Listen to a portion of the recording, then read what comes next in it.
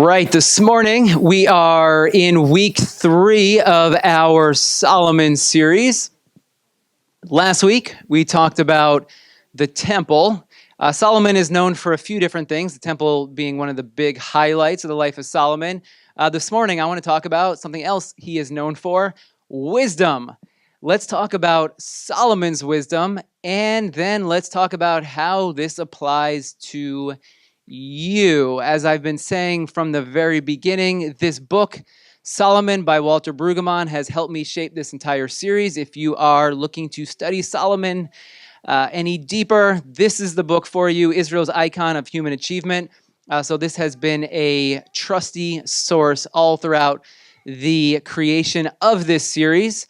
And let's begin with a story of Solomon that many of us might be familiar with. It's found in 1 Kings chapter 3. And this is the moment when God appears as a genie in the Bible.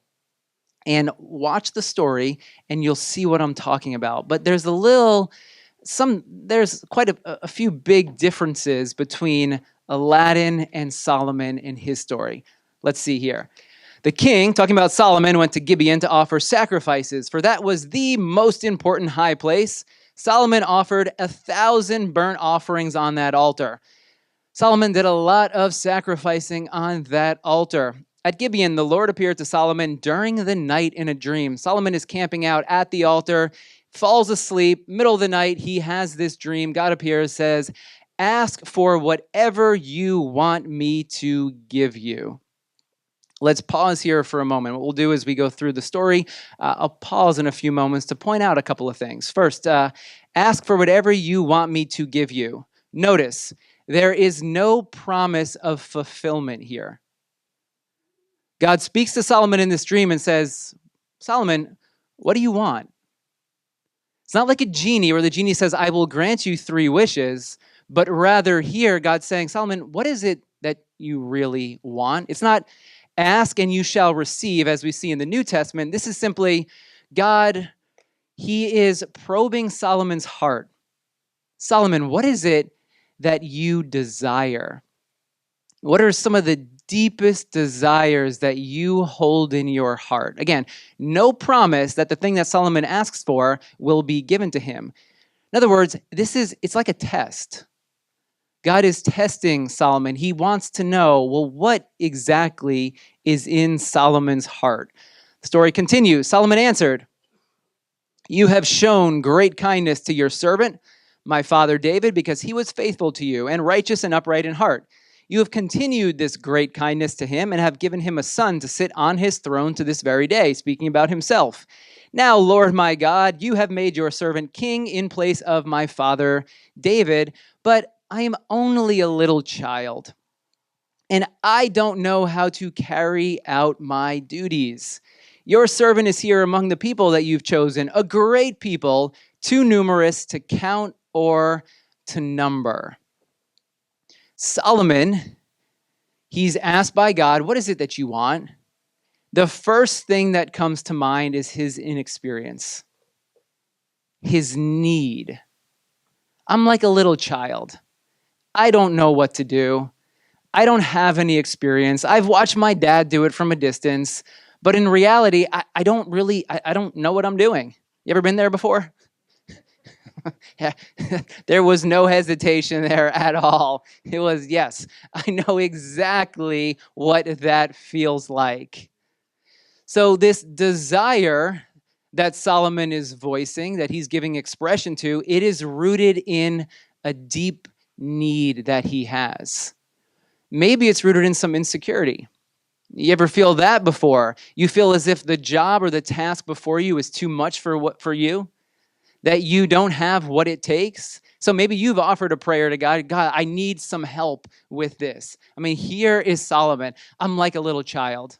I know nothing. Please give me some guidance." Continues, "Give your servant a discerning heart to govern your people and to distinguish between right and wrong." Another way in which this can be translated, to distinguish between good and evil. "For who is able to govern this great people of yours?" Solomon doesn't ask for wisdom. He asks for a discerning heart. Discerning comes from the Hebrew word shema, which means to listen. Here's what Solomon is asking for. He says, God, the thing that I really want, my deepest desire, the thing that I truly need is a listening heart. I need a heart to hear. Think about that for a moment. That prayer right there. God, I want a heart to hear. The heart in the ancient world was the decision-making part of your being. Your heart was your entire inner self. I want my whole self, my entire self, to be able to listen, to hear, to be open, to be attentive. Why? Give your servant a discerning heart to govern your people and to distinguish between right and wrong or good and evil. Why does Solomon want a discerning heart, a listening heart, a heart to hear? Because he wants to lead his people well, and he wants to know the difference between good and evil. First, Solomon passed the test. Solomon passed with flying colors. Again, we have ask me for whatever you want, no promise that it will be given. God's trying to figure out where Solomon is, the condition of his heart. But then we find here Solomon passed the test. The Lord was pleased.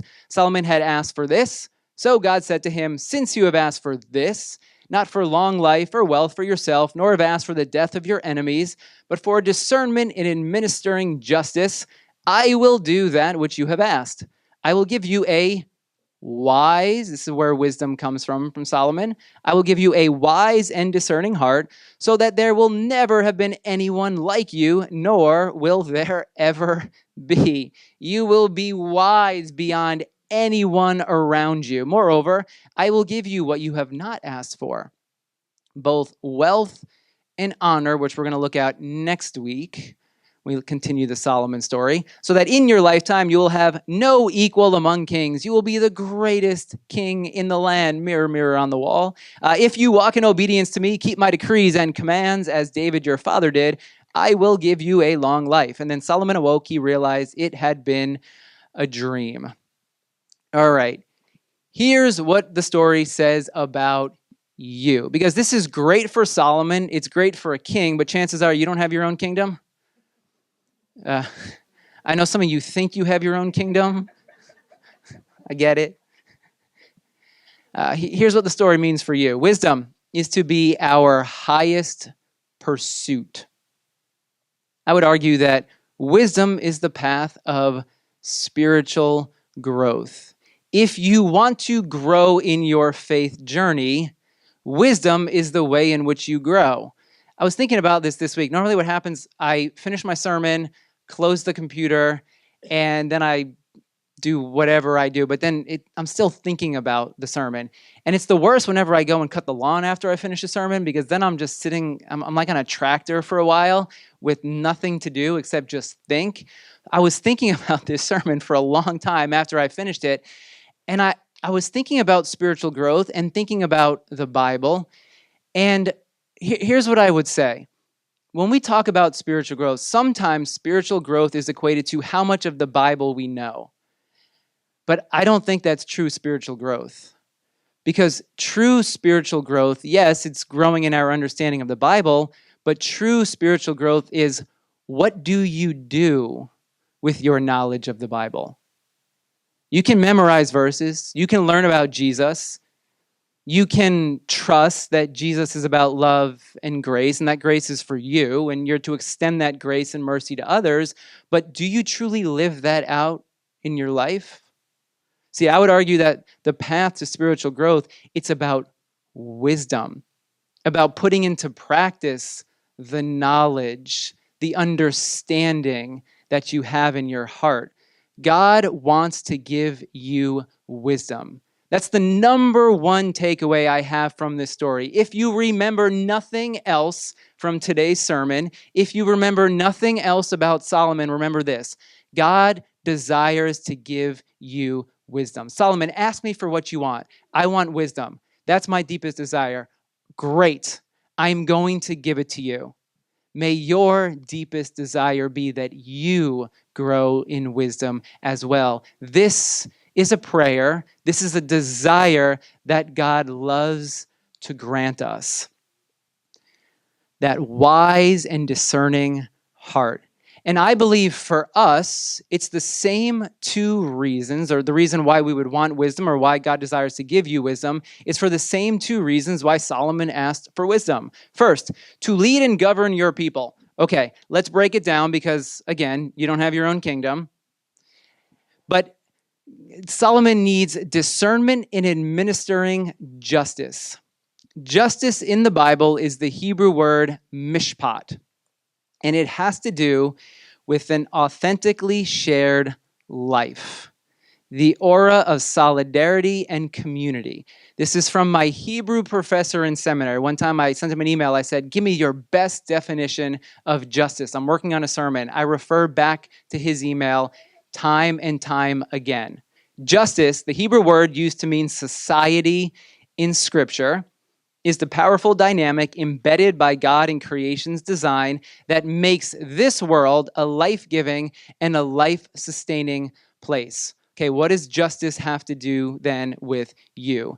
Justice is about how we all together build a society. Justice is about how we treat each other. Why do you need wisdom? Because every single situation, every encounter that you have, every conversation that you have with someone, it's an opportunity for you to embody justice, that shared life, community, or you can deny justice. We can build, we can heal, in every encounter, every situation, our universal shared life, because in reality, that's what we all have. We are all sharing this universe together, and we can build, we can heal that community, that universal community, or through our actions, we can deny justice and tear the solidarity and community apart. Why do we need wisdom? Because we are to embody justice. We are to bring healing. We are to infuse our world with peace, and every moment, even those daily, ordinary moments that you don't think anything of, those are all opportunities to embody justice and to grow together this universal shared life that we have. So then how do we find wisdom in each moment? I have a picture for you. You have a listening heart. The thing that Solomon asked for. There were a couple different pictures. I decided to go with this one. How do you grow in wisdom? You allow your heart to listen to the Spirit in each and every moment.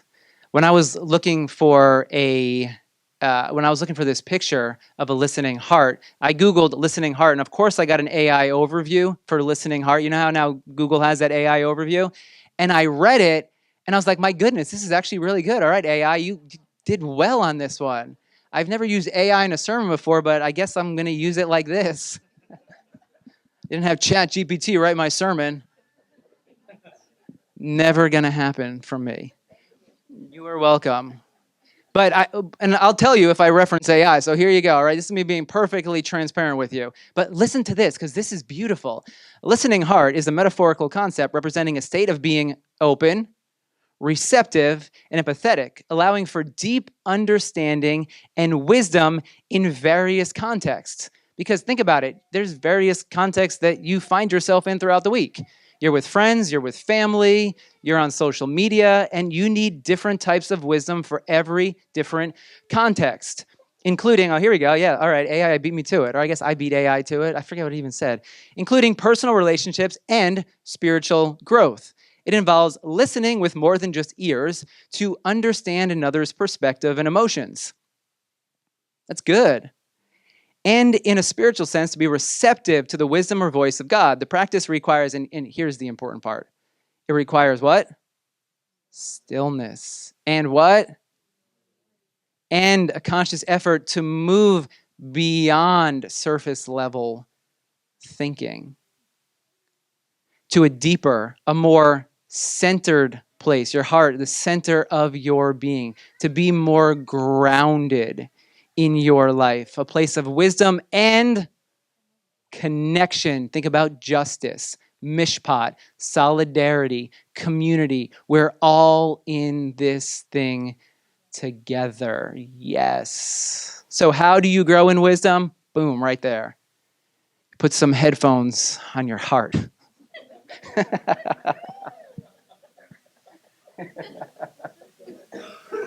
I'm picturing Temple of Doom right now. Please don't go there. You want to put some earbuds on your heart as well? That's fine too. I just don't know if it's too much radiation for that thing. It's about being reflective rather than being reactive. In my life, when I am reactive, things do not go well for me or for the people around me. You ever experienced this before? You all know what I'm talking about. But when you're reflective, think about it. Let's call it the pause. When you are listening to someone, and instead of trying to get your voice in there before they even finish their sentence, but you're actually listening and you're pausing for a moment and you're hearing with your heart, for me, things tend to go a whole lot better. Who saw this movie, How to Train Your Dragon? Live action version of it. I've never seen the cartoon version. We watched the live, okay. I'm going to go watch it now. Let's see if this theater can put it on. We are in a movie theater. We watched this movie recently, How to Train Your Dragon. And as I was thinking about this sermon and wisdom and listening heart, this movie beautifully pictures what it looks like to have a listening heart. The story opens up, you have the Vikings and the dragons. They're fighting each other constantly, back and forth. Dragons are trying to steal the sheep, the cattle, and the Vikings like, we got to kill them. We got to get rid of the dragons. That's their greatest thing in life. Their greatest triumph is they're going to go out and they are going to defeat the dragons. But there's one young man, Astrid, the son of the chief, and he sees a different way forward. He has a vision for something different because he meets Toothless, the night fury dragon, and he ends up befriending this dragon. Now, at first, the two of them, they're hesitant. They're unsure of each other because dragons, Vikings, they've been fighting against each other for who knows how long as they can remember. But after that initial awkwardness, the two of them become friends. And then Astrid, he tries to present this vision to his father and to the rest of the village. Hey, the dragons, they're really not that bad. But of course, his father doesn't have a listening heart. The village people, the Vikings, they don't have a listening heart. And so Astrid, in his vision for peace and for healing, is pushed to the side. They try to attack the dragons, big whole thing happens. Eventually, without totally ruining the movie for you, they realize that the Vikings and the dragons have a common enemy. They're fighting each other, but if they were to listen to each other, if they were to approach their weird combative relationship with a listening heart, with the heart of understanding, which eventually they would come to the realization that the other isn't the enemy. And how often do we make the other our enemy? When in reality, the other isn't our enemy. We have just closed our heart off to the other. The person who thinks differently than us. The person who believes differently than us. The person who thinks differently than we do. But in reality, that person that you might disagree with is not the enemy. See, we all have a common enemy. Just like the Vikings and the dragons had a common enemy, I would call that enemy evil. And evil shows itself in our world in many different ways. Think about greed. And how much has the greed of others caused us to see other people in our lives as the enemy? But in reality, we're just being played by those in power, those who are greedy and hungry for more, and we're the shrapnel. We end up having our lives torn apart because of greed. Yeah, what does Solomon ask for? He wants to lead well. He wants to embody justice. He wants to bring healing to the land. And he also wants to be able to have knowledge or discernment of good and evil so that he can discern, and I think this is what we all want as well, what truly is the enemy? Who truly is the enemy? See, it was an immature, call it a lack of a listening heart, that distorted the Vikings' discernment of good and evil. What's God's desire? That you would grow in wisdom, that you would grow in maturity. The more we open our hearts, the more listening and attentive our hearts can be, the more then we are able to distinguish between what is good and evil. But hold on a second here, and for this I pictured Ben Kenobi telling Luke, wait, because we haven't had a Star Wars reference in a while. Wait, hold on a second, because if you know anything about the Bible, an astute reader of the Bible will realize, wasn't that what got us into this trouble in the beginning? Genesis 1 talks about the knowledge of good and evil as a bad thing. You're not to eat of this, and when Adam and Eve ate from that tree, well, then things kind of went, whoop, not so great. But then here we are in the Solomon story, and knowledge of good and evil is actually a good thing. Hold on a second here. What exactly is going on? See, I believe knowledge of good and evil has always been the goal, with the proper growth and maturity. There's no shortcut to wisdom. As much as we like to think there's a fast path to wisdom and knowledge, what we find here in the story of the Bible is Adam and Eve weren't ready for the knowledge that this tree had to offer. Think about this. If you have kids, if you have a 10-year-old son, are you going to give this to your 10-year-old son as a birthday present? It's a good question. I was thinking car, but... So which one would you give to your son and which one wouldn't you?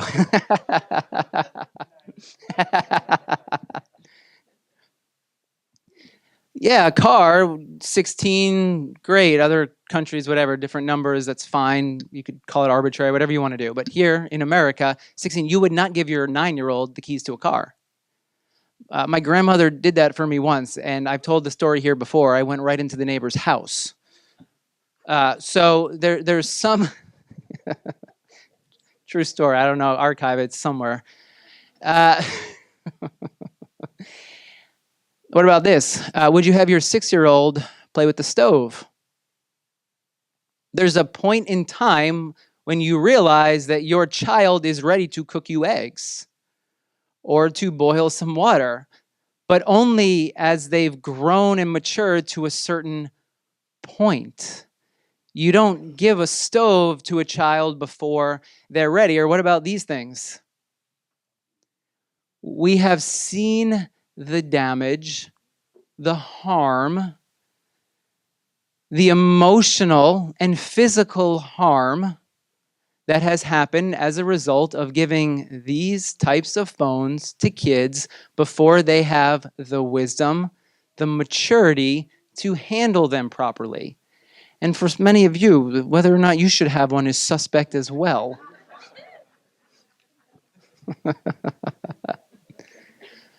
So there's a point in time when a device like this, technology, it's not inherently bad, wrong, it's not inherently evil. It's about having the maturity to utilize it properly. And we've all seen the harm that happens when you don't have the maturity to handle this piece of technology well. So knowledge of good and evil, it's always been the goal, but in God's timing.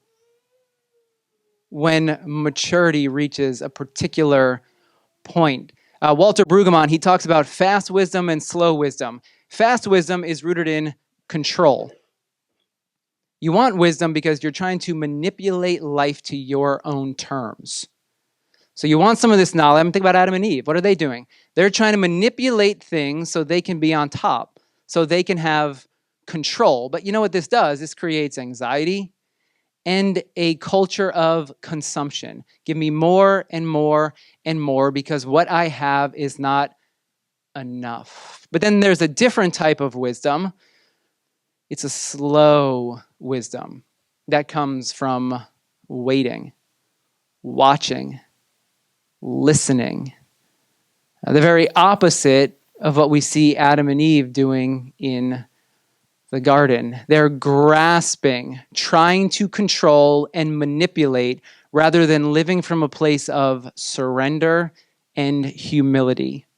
Slow wisdom creates a sense of peace within you, of trust. I love this.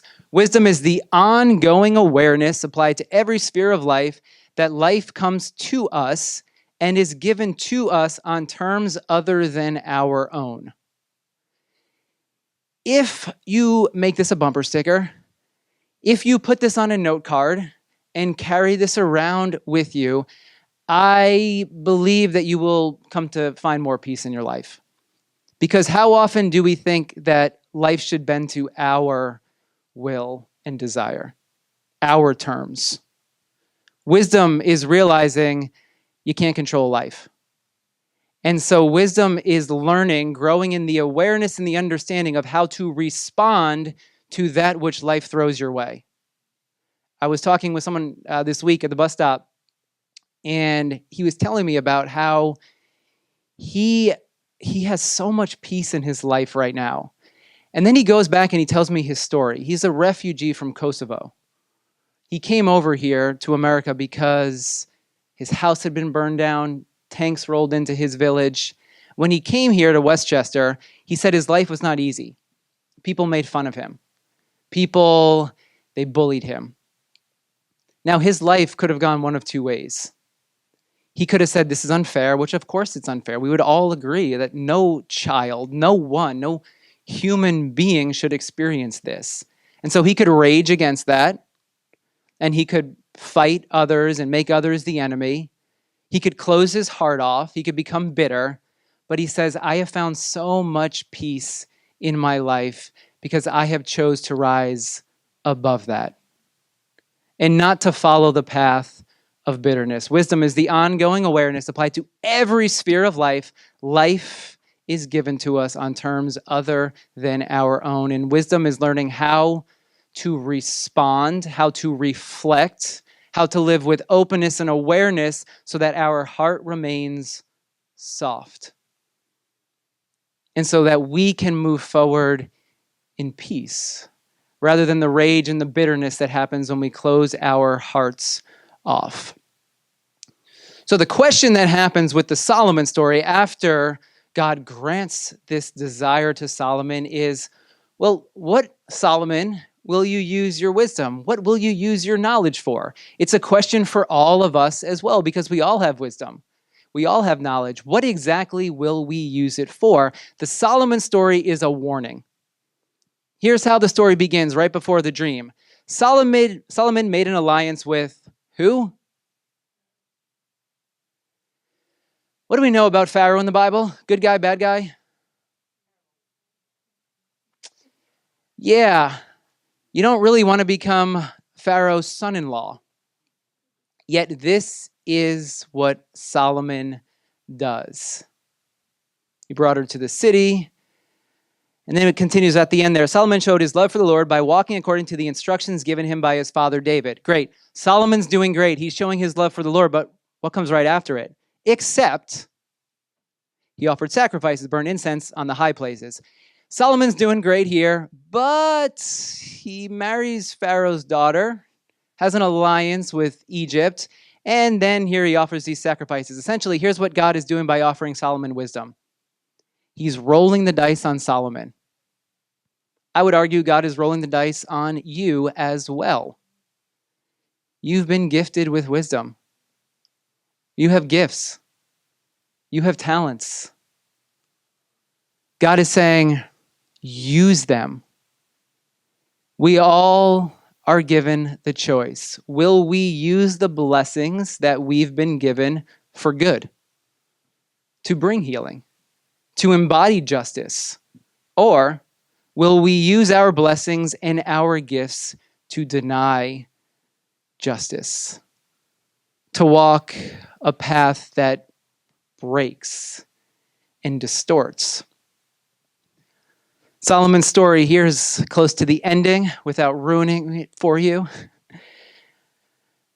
They were from nations about which the Lord had told the Israelites, you, talking about Solomon and his wives, you must not intermarry with them because they will surely turn your what? Hearts after their gods. Nevertheless, Solomon held fast to his wives in love, which is a good thing, but he had how many wives? 700 wives of royal birth. 700, not just like peasants. I mean, Solomon, he went for royalty. He had 700 wives of royal birth and what?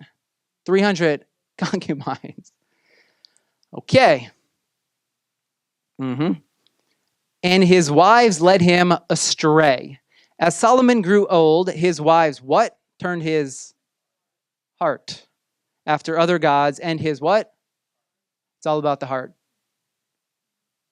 It's all about the heart. You're going to have a listening heart, or you're going to have a heart that's closed off. The reality for this story, the reality for you, is that the wisdom is always there. The wisdom is always present. It's always with you for every situation, because that's what God desires to give to you. Wisdom to lead your life well. Think about Proverbs. Wisdom leads to life. The opposite of wisdom leads to death. The wisdom is always there. But sometimes our hearts are distracted. Think about Solomon and his wives. They led his heart away. He began to listen to other voices. How often in our lives do we listen to other voices that lead our hearts down a path that doesn't lead to goodness? A path that doesn't lead to peace, but rather a path that makes us see the other as our enemy. See, the voices you listen to matter. They shape you. They form you. They guide you. In the New Testament, Colossians, Paul's prayer is that their hearts, the Colossians' hearts, your hearts, might be comforted, being knit together in love, and unto all riches of the full assurance of understanding, to the acknowledgement of the mystery of God, of the Father, and of Christ, in whom are hid all the treasures of wisdom and knowledge. In the New Testament, Jesus is the embodiment of wisdom. At Awaken, our mission is to create followers of Jesus, because we believe that Jesus offers true wisdom. By following Jesus, by following the path of Jesus, we will discover true wisdom. By putting into practice the teachings of Jesus, the way in which Jesus lived, we will be able to embody true justice, so we can bring healing and peace. And we believe by putting into practice the words of Jesus, by listening to Jesus in the Spirit, we will be offered the knowledge of good and evil, so we can walk the path of good So may you trust the true voice of wisdom, the voice of Jesus that leads you in this world down the road that leads to life.